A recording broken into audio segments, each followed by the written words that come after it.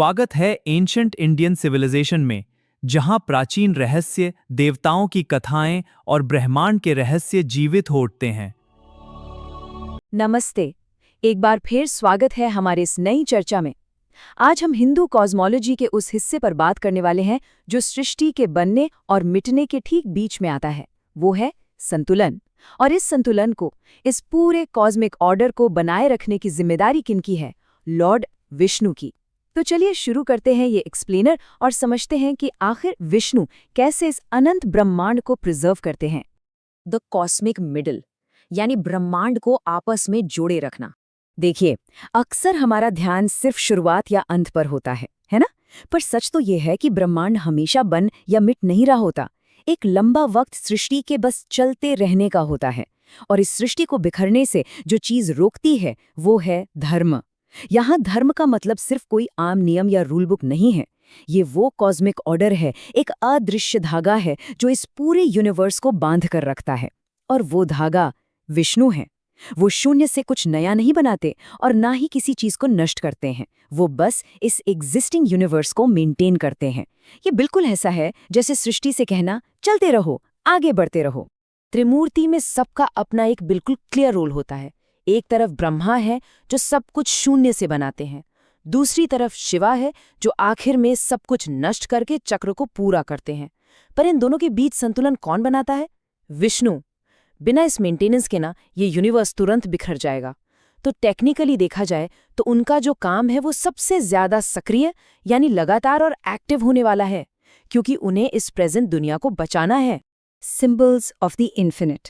चलिए इसके प्रतीकों को और गहराई से डिकोड करते हैं। अगर हम इन पुरानी कथाओं को देखें तो देवताओं का रूप सिर्फ एक कल्पना नहीं होती, हर छोटी डिटेल का एक गहरा अर्थ होता है। और यहीं एक बहुत बड़ा सवाल आता है। सोचिए, विष्णु को हमेशा नीले रंग में क्यों दिखाया जाता है? आम पॉप कल्चर में तो नीला रंग उदासी या ठंडक का प्रतीक होता है, पर इन एंशिएंट टेक्स्ट में इसका मतलब बिल्कुल अलग है। ये एक बहुत आम गलतफहमी है जिसे क्लियर करना जरूरी है। नीले रंग का यहाँ उदासी से कोई लेना देना नहीं है। असल में नीला रंग अनंत होने का प्रतीक है, इन्फिनिट होने का। आसमान नीला है, समुद्र नीला है, जिस भी चीज की कोई सीमा नहीं होती, जो जहां तक नजर जाए वहां तक फैली होती है, वो अनंत नीला ही तो नजर आती है। विष्णु इस पूरे अस्तित्व का एक अनंत बैकग्राउंड है। वो उस आसमान की तरह है जिसमें सब कुछ समाया हुआ है, जिसके बिना किसी रियलिटी की कल्पना ही नहीं की जा सकती। अब इस इमेज को थोड़ा और ध्यान से देखते हैं। विष्णु को अक्सर एक विशाल सांप यानी शेषनाग पर विश्राम करते हुए दिखाया जाता है। और शेषा शब्द का अपने आप में अर्थ ही है वो जो बाकी रह जाए। मतलब जब सृष्टि का अंत होता है, जब सब कुछ कंप्लीटली नष्ट हो जाता है, उसके बाद भी जो शेष बचता है वो ही शेषा है। ये एक बेहद शक्तिशाली इशारा है उन चीज़ों की तरफ जो हमेशा स्थायी रहती हैं। और ये पूरा दृश्य कहाँ का है? क्षीर सागर, यानी कॉस्मिक मिल्क ओशन। विष्णु इस ओशन पर तैरते हुए शेषनाग पर आराम कर रहे हैं और इस पूरे ब्रह्मांड का एक अनंत सपना देख रहे हैं। ये उनका सपना ही है जो इस रियलिटी को लगातार चलाए रख रहा है। देखने में ये कितना शांत और पीसफुल लगता है, पर ठीक इसी शांति के पीछे यूनिवर्स की सबसे बड़ी ड्राइविंग फोर्स काम कर रही है। The goddess of wealth, preservation के लिए लगने वाले संसाधन। अब थोड़ा प्रैक्टिकल होके सोचें तो प्रिजर्वेशन सस्ता तो नहीं होता। किसी भी चीज को बचाए रखने के लिए लगातार भारी रिसोर्सेज की जरूरत पड़ती है। और इसीलिए विष्णु की सहचरी हैं देवी लक्ष्मी, जो धन, समृद्धि और अबंडेंस की देवी हैं। कोई भी ऐसी दुनिया सस्टेन नहीं की जा सकती जिसके पास पोषण के स्रोत ही ना हो। देवी लक्ष्मी उसी अबंडेंस का प्रतीक है जिसके बिना इस सृष्टि को चलाना इम्पॉसिबल है। रिस्टोरिंग द बैलेंस, ब्रह्मांड में एक सक्रिय हस्तक्षेप। तो क्या विष्णु बस निष्क्रिय होके आसमान से दुनिया को बिगड़ते हुए देखते रहते हैं? बिल्कुल नहीं। जब दुनिया सच में बिखरने लगती है तब अवतार का अनूठा कॉन्सेप्ट सामने आता है। जब भी सृष्टि में बुराई बढ़ती है और धर्म कमजोर पड़ जाता है, तब एक देवता का भौतिक रूप में, फिजिकल फॉर्म में धरती पर आना अवतार कहलाता है। ये कोई अमूर्त या फिलोसॉफिकल विचार नहीं है। ये एक डायरेक्ट, ठोस और एक्टिव इंटरवेंशन है कॉस्मिक बैलेंस को वापस ठीक करने के लिए। भागवत गीता का एक बहुत ही शक्तिशाली श्लोक इस पूरे कॉन्सेप्ट को एकदम परफेक्ट तरीके से समझाता है। जहां अवतार रूप में कृष्णा कहते हैं, जब जब धर्म की हानि होती है और अधर्म की वृद्धि होती है, तब तब मैं अपना सृजन करता हूँ। सज्जनों की रक्षा के लिए, दुष्टों के विनाश के लिए और धर्म की स्थापना के लिए मैं युग युग में प्रकट होता हूँ।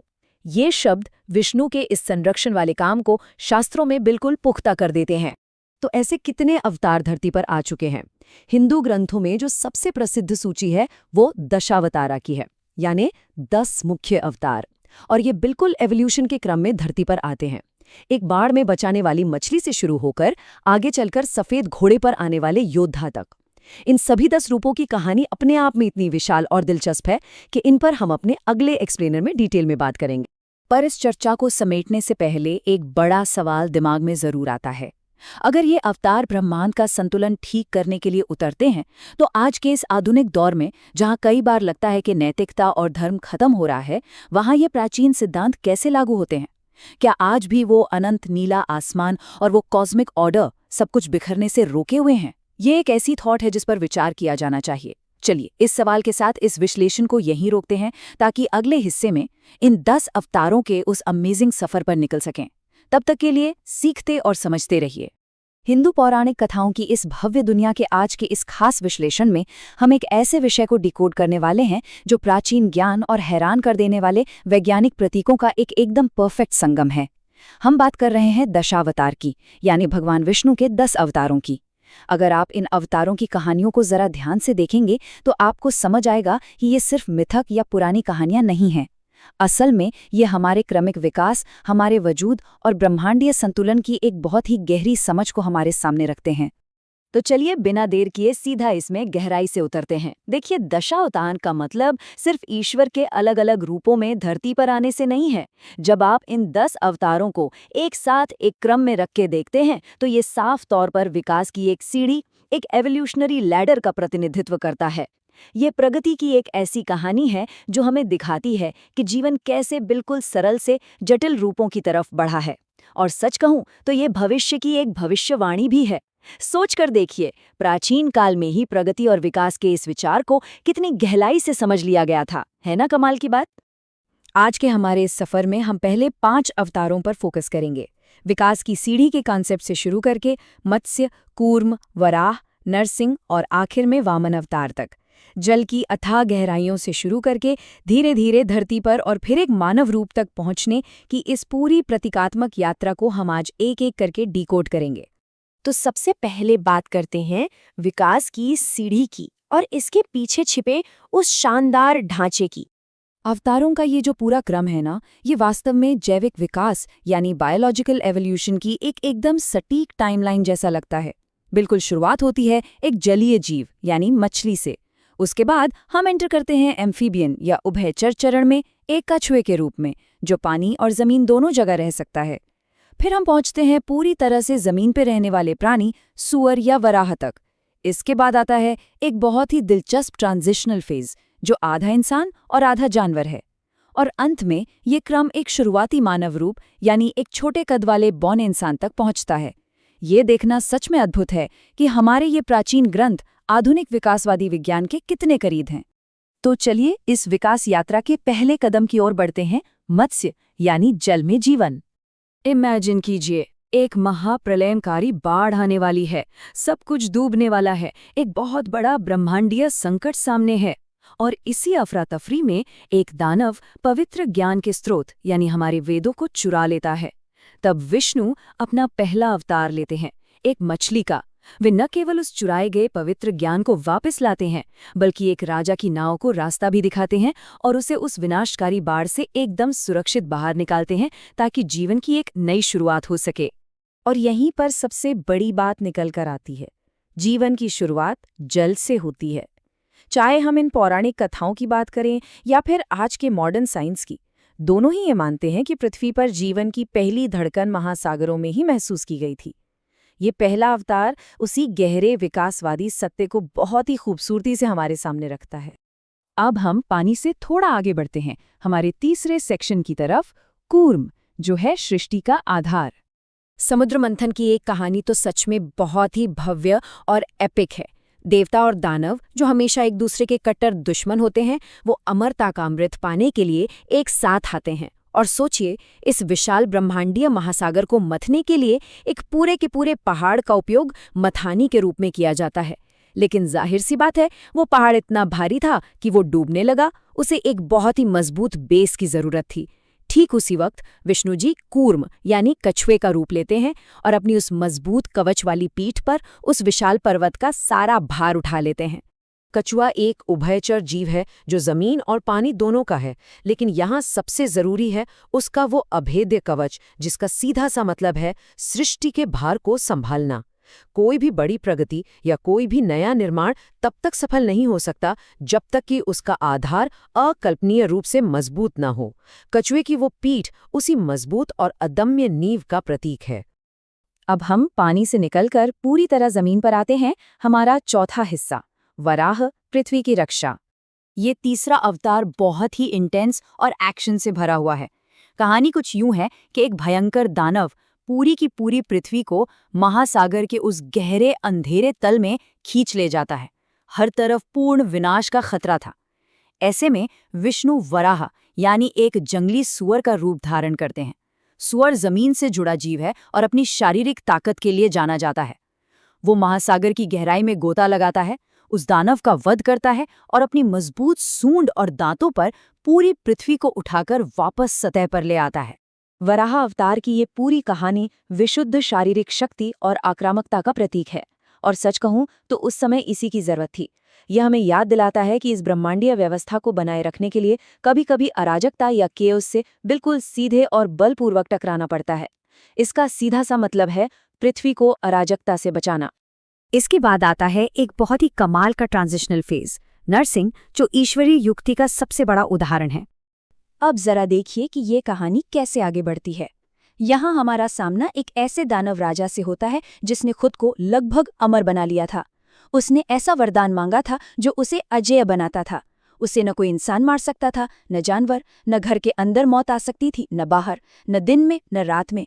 ऐसा लगता था जैसे उसने होशियारी दिखाकर हर एक लूप होल को बंद कर दिया है। लेकिन यहीं पर ईश्वरीय बुद्धि अपना खेल दिखाती है। विष्णु नरसिंह का रूप लेते हैं, आधा इंसान और आधा शेर।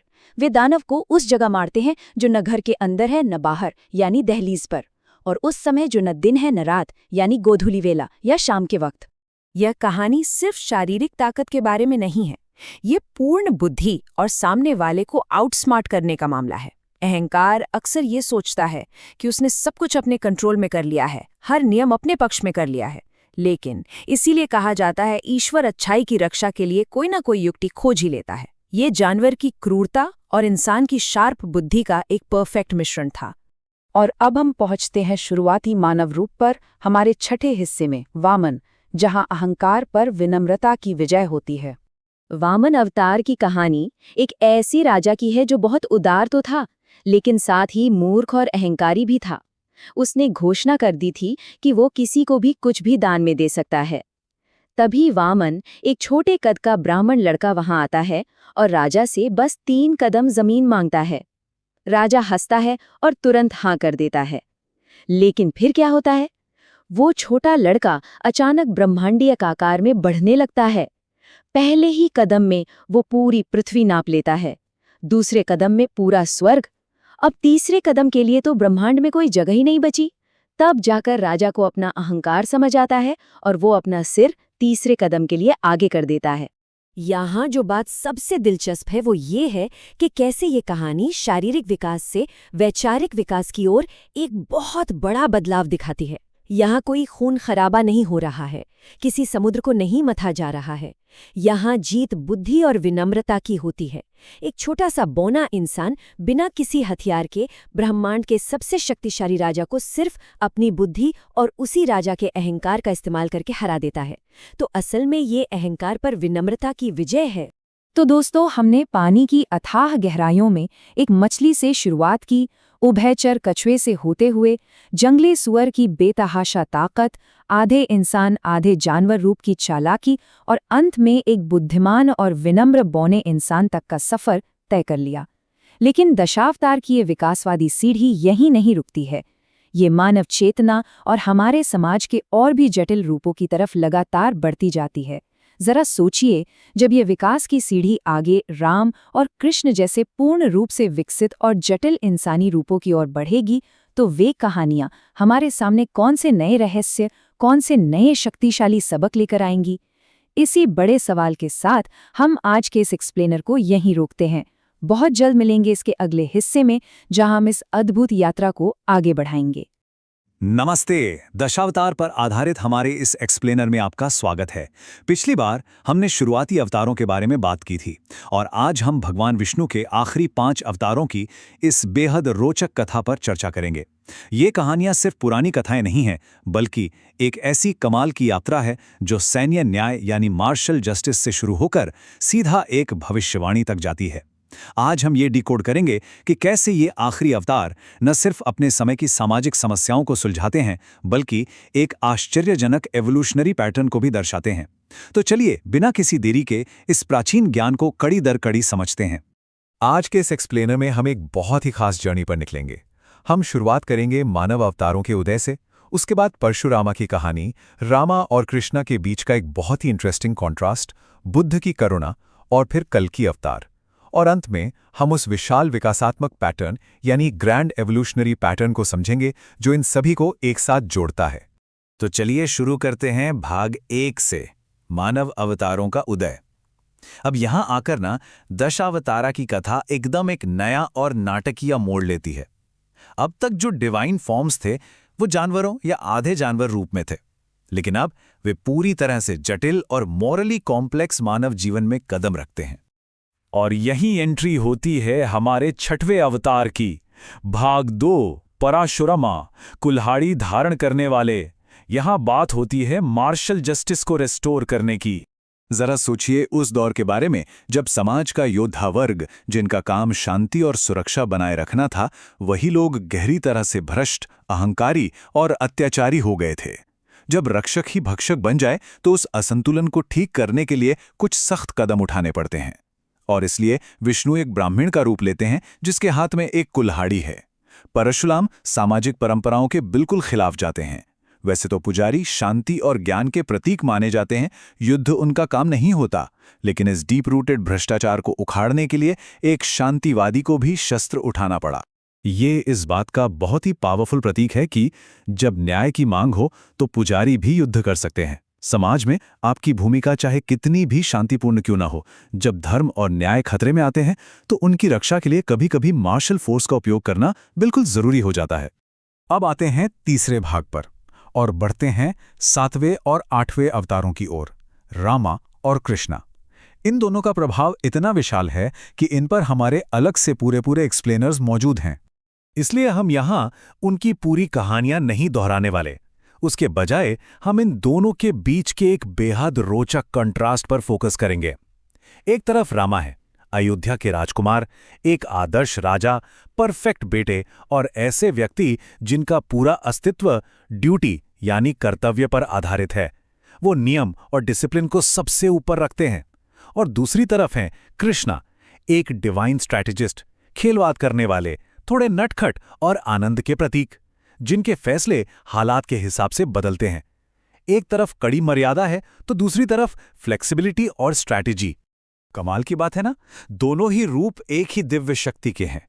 यह दिखाता है कि डिवाइन एनर्जी खुद को अनुशासन और आनंद दोनों रूपों में प्रकट कर सकती है।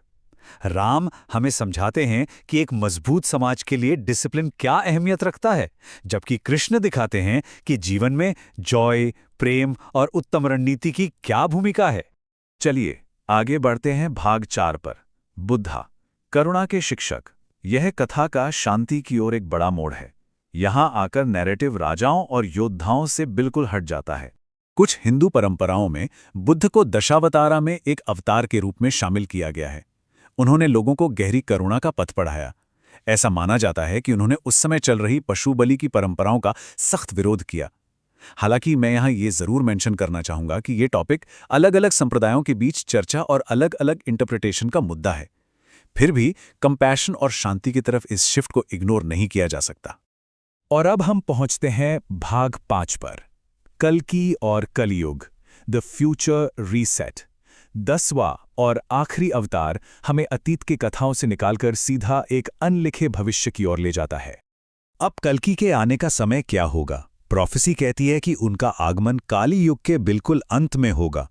काली युगा, जिसे वर्तमान अंधकारमयी युग माना जाता है, जिसकी पहचान ही है करप्शन, क्रूरता और मॉरल डिक्लाइन का अपने एक्सट्रीम पीक पर होना। जब ये सब कुछ अपनी सारी हदें पार कर देगा, तब इस 10वें अवतार का आगमन होगा।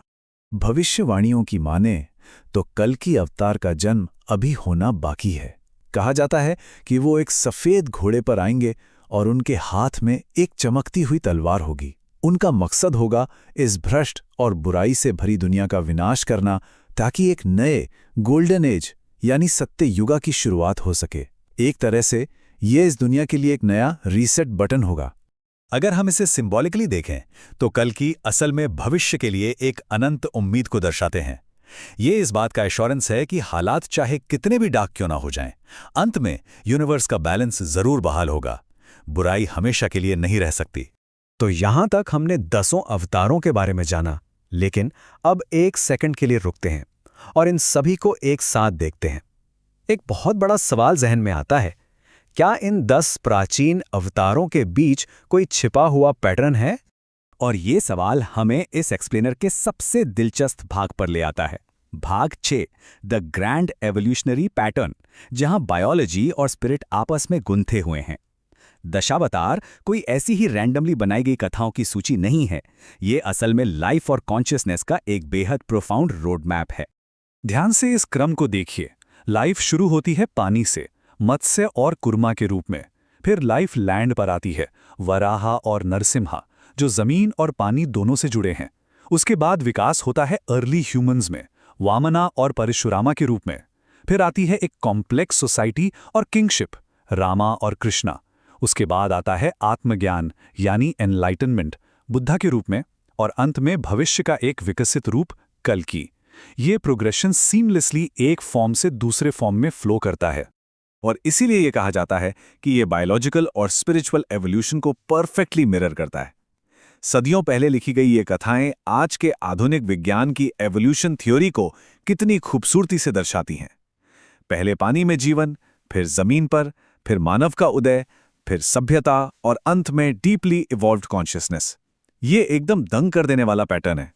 दशावतारा अपने पीछे एक बहुत विशाल दार्शनिक लेगेसी छोड़ जाता है। हमारे आने वाले एक एक्सप्लेनर में हम विष्णु जी के प्रतीकों शंख, चक्र, गदा और कमल के पीछे छिपे गहरे अर्थ को डिकोड करेंगे। लेकिन ये अवतारों की कहानी सच में हमारे सामने एक नया पर्सपेक्टिव खोल देती है। तो हम अपने इस सफर को एक आखिरी थॉट प्रोवोकिंग सवाल के साथ समाप्त करते हैं। अगर दिव्य अवतारों का ये प्राचीन क्रम बायोलॉजिकल एवोल्यूशन के स्टेजेस को सदियों पहले इतनी सटीकता से एंटिसिपेट कर सकता था, तो और कौन-कौन सी गहरी वैज्ञानिक सच्चाइयां इन पौराणिक कथाओं के पीछे बिल्कुल हमारे सामने छिपी हो सकती हैं? ये सिर्फ कहानियां नहीं हैं दोस्तों, ये शायद सृष्टि की डीप साइंस को आगे बढ़ाने का एक खूबसूरत जरिया है। इस एक्सप्लेनर में हमारे साथ जुड़े रहने के लिए बहुत-बहुत शुक्रिया। जब भी हम प्राचीन भारतीय कलाकृतियों को देखते हैं, खासकर उन छवियों को जिनमें देवी देवताओं के कई हाथ दिखाए गए हैं, तो अक्सर हमारा ध्यान सिर्फ उनकी कलात्मक सुंदरता पर जाकर टिक जाता है ना? हम सोचते हैं कि ये बस शानदार पेंटिंग्स या मूर्तियां हैं। लेकिन सच कहूं तो कहानी इससे कई ज्यादा गहरी है। क्या हो अगर ये प्राचीन कला केवल एक चित्र नहीं बल्कि मानव मन और इस पूरे ब्रह्मांड को समझने का एक बहुत ही सटीक और स्ट्रक्चर्ड मैप हो? आज के इस एक्सप्लेनर में हम भगवान विष्णु की छवि को डिकोड करने वाले हैं। उनके हाथों में मौजूद हर एक प्रतीक, उनका पोस्चर, सब कुछ, मतलब हर एक चीज एक बहुत ही गहरा संदेश देती है। इस पूरी चर्चा में एक बात जो बिल्कुल ध्यान में रखनी है वो ये है कि ये कोई बेतरतीब सजावट नहीं है। ये अपने आप में एक पूरा धर्मशास्त्र है।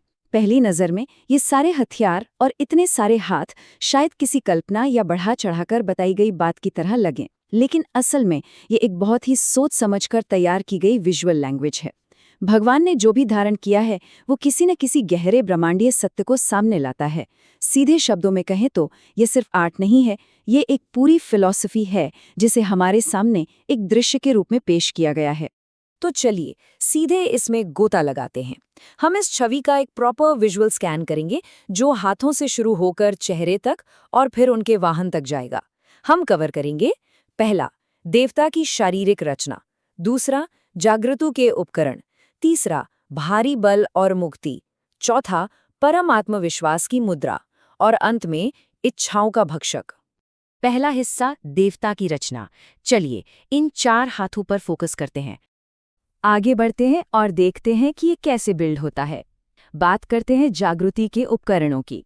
विष्णु जी का सबसे आइकॉनिक फीचर उनके 4 हाथ हैं, जो इस ब्रह्मांड को बैलेंस करने वाले 4 आयामों को दर्शाते हैं। ऊपर वाले हाथों को देखें तो इनमें मौजूद चीजें निर्माण और चेतना को जगाने से जुड़ी हैं। सबसे पहले है शंख, और देखिए ये कोई आम शंख नहीं है।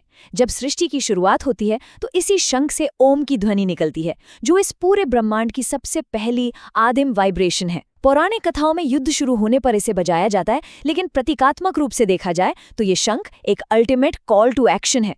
ये वो आवाज है जो पूरे ब्रह्मांड को और हमारे सोए हुए दिमाग को झकझोर कर जगाने के लिए बनी है। और दूसरे हाथ में है सुदर्शन चक्र। ये एक ऐसा खूबसूरत और तेज हथियार है जो लगातार घूमता है और हमेशा वापस लौट आता है।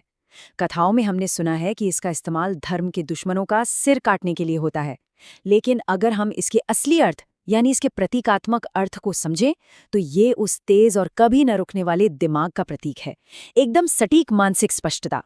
ये चक्र उस क्लैरिटी को दिखाता है जो भ्रम और अज्ञानता के जालों को एक ही झटके में काटकर रख देती है। तीसरा हिस्सा भारी बल और मुक्ति। आप जरा नीचे के 2 हाथों पर नजर डालते हैं। यहाँ एक बहुत ही जबरदस्त कॉन्ट्रास्ट देखने को मिलता है। तीसरे हाथ में जो भारी भरकम हथियार है उसे कौमोदकी यानी गदा कहते हैं। ये अजेय है। किंवदंतियों में ये राक्षसों को कुचलने के काम आती है, जो भारी शारीरिक शक्ति और समय की उस ताकत को दिखाती है जिसे कोई नहीं रोक सकता। लेकिन इसका गहरा मतलब क्या है? असल में ये गदा उस भयानक बल का प्रतीक है जो हमारे अंदर के अहंकार और अज्ञानता को कुचलने के लिए जरूरी है। क्योंकि जब अज्ञानता जिद्दी हो जाती है ना, तो उसे तोड़ने के लिए बिल्कुल ऐसे ही कठोर प्रहार की जरूरत होती है। और अब उस भारी और कुचल देने वाली गदा के बिल्कुल ऑपोजिट चौथे हाथ में है पद्म यानी कमल का फूल। एक तरफ तो बेहिसाब बल है और दूसरी तरफ ये अत्यंत कोमल फूल। कमल की खूबी क्या है? ये कीचड़ में खिलता है, लेकिन उस कीचड़ की एक बूंद भी इस पर नहीं टिकती। ये पूरी तरह से बेदाग रहता है। ये कोई हथियार नहीं है, बल्कि ये मोक्ष का वादा है। ये हमें बताता है कि इस दुनिया की उथल-पुथल और कीचड़ के बीच रहते हुए भी पूरी तरह से शुद्ध और मुक्त रहना मुमकिन है। और ये बात इस टेबल से बड़े ही खूबी से साफ हो जाती है।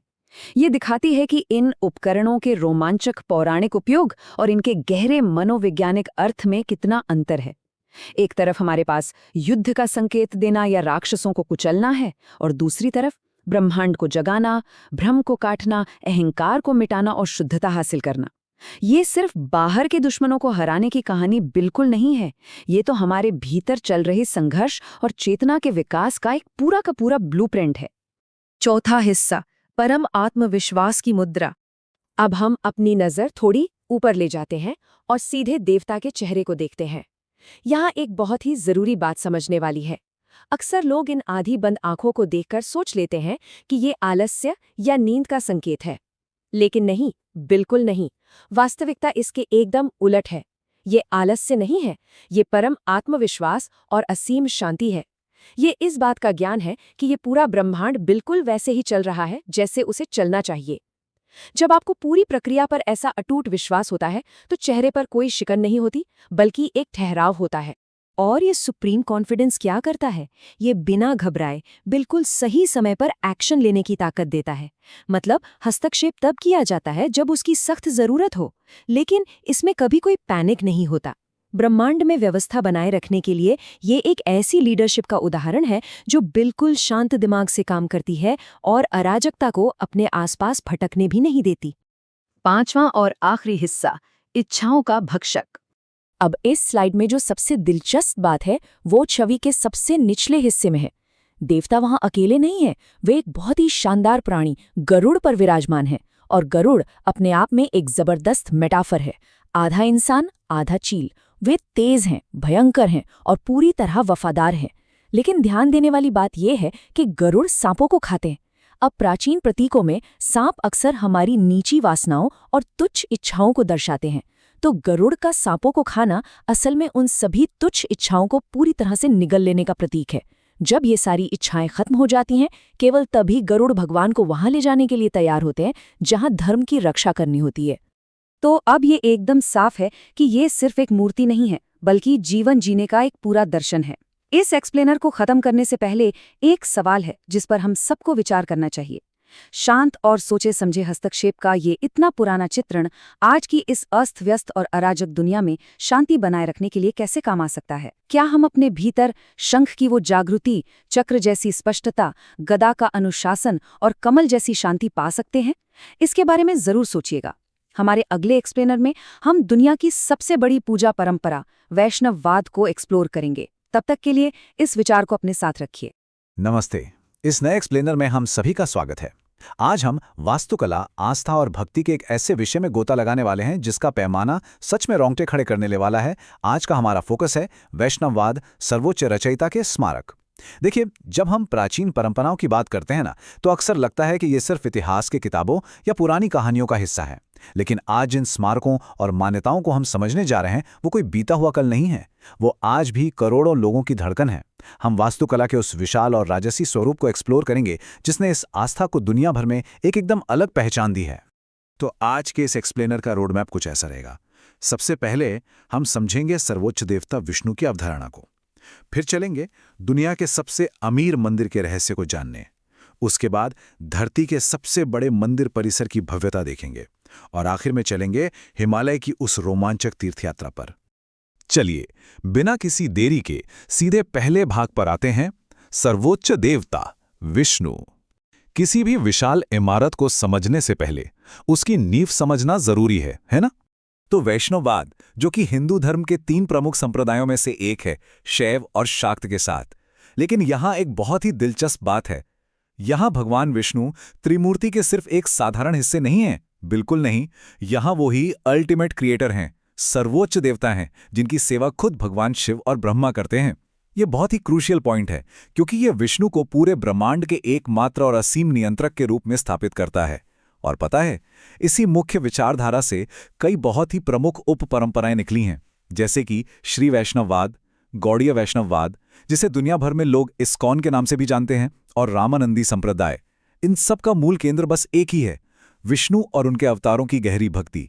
और यही वो भक्ति है जिसने उन विशाल स्मारकों को जन्म दिया जिन्हें हम आगे देखने वाले हैं। अब अगर हम इसके प्रभाव की बात करें तो इसका स्केल लिटरली बहुत विशाल है। भारत, नेपाल और बांग्लादेश से लेकर दुनिया भर में फैले हुए प्रवासी समुदायों तक इसके लाखों करोड़ों भक्त हैं। और इन सबको जो चीज एक धागे में पिरोती है, वो है उनकी गहरी आस्था।